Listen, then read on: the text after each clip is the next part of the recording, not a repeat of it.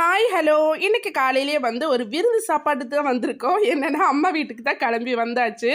இன்னைக்கு வந்து தமிழ்நாட்டிலிருந்து நம்ம கேரளாக்கு வந்து ஒரு சின்ன குட்டி விருந்து இருக்குதுங்க. அதுக்காக அவங்க வந்து தமிழ்நாட்டிலேருந்து வர்றாங்க. அம்மாவோட தங்கச்சி, தங்கச்சி பசங்க, அதே மாதிரி அம்மாவோட அப்பா எல்லாரும் கிளம்பி வர்றாங்க. சரி, அதனால வந்து சீக்கிரம் சீக்கிரமா ஒவ்வொரு ஒவ்வொரு ஐட்டமா வச்சுட்டு இருக்கோம். அதுக்கு நடுவில் வந்து பிள்ளைக்கு வந்து நாளைக்கு எக்ஸாம், அதனால படிக்கவும் வச்சுட்டு இருக்கேன்.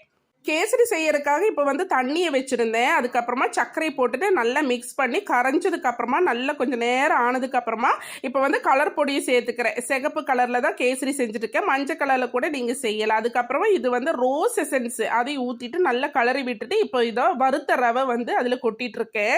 ரொம்ப நேரம் இலக்கி நல்லா கலக்கி விட்டதுக்கப்புறமா இப்போ வந்து சன்ஃப்ளவர் ஆயில் தான் மேலாப்பில் ஊற்றிட்டு இருக்கு. ஒரு 3-4 ஸ்பூன் சன்ஃப்ளவர் ஆயில் ஊற்றிட்டு இந்த மாதிரி நீங்கள் மிக்ஸ் பண்ணி எடுத்துக்கோங்க. கொஞ்சம் தண்ணி ஜாஸ்தியாக ஊற்றினா சூப்பராக இருக்குங்க. கிண்டி முடிச்சது இந்த மாதிரி நல்ல பக்குவமாக வந்துடும். தண்ணி ஜாஸ்தி ஊற்றினா அதுக்கப்புறம் நல்லா கிண்டுன்னு கிண்டி நல்ல லெவலாக எடுத்தாச்சு. அதுக்கப்புறம் இப்போ வந்து நெய் சோத்துக்குண்டான தண்ணியெல்லாம் கொதிச்சிருச்சு. இந்த கேசரியில் வந்து இப்போ நான் வந்து இன்னைக்கு அண்டிப்பருப்பு கிஸ்மிஸ் எதுவும் சேர்க்காம வெள்ளை கலர் எள்ளு தாங்க சேர்த்துருக்கேன். இது வந்து பசங்களுக்கு கொடுக்கறது ரொம்பவே நல்லது. பிளட் ஊறும் அது இல்லைங்க, இது சாப்பிட்றது ஹெல்த்துக்குமே ரொம்ப நல்லதுன்ட்டு அதுக்கப்புறமா நெய் ஊற்றிட்டு நெய் ஊற்றுறது வந்து நான் வந்து வீடியோ ஷூட் பண்ணல, ஊற்றிட்டு நல்லா கலரி விட்டாச்சு. அதுக்கப்புறமா நாங்கள் டேஸ்ட் பண்ணதுக்கு அப்புறமா தாங்க வெளியுள்ளவங்களுக்கு எல்லாம் கிடைக்கும்.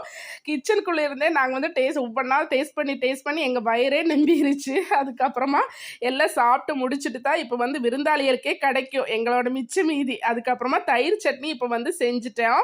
தயிர் வந்து பத்தலைண்டு கொஞ்சமாக தேங்காய் அரைச்சி ஊற்றியிருந்தேன். அதுக்குள்ளே அவங்க வந்து சாப்பிட்டுட்டு இப்போ வெளியே தான் கிளம்பியிருக்கு. உங்களுக்கு எல்லாருக்கும் கேரளா ஃபுட்டு கேரளா பிடிச்சிருந்தா என்னோட சேனலை சப்ஸ்கிரைப் பண்ணி வச்சுக்கோங்க.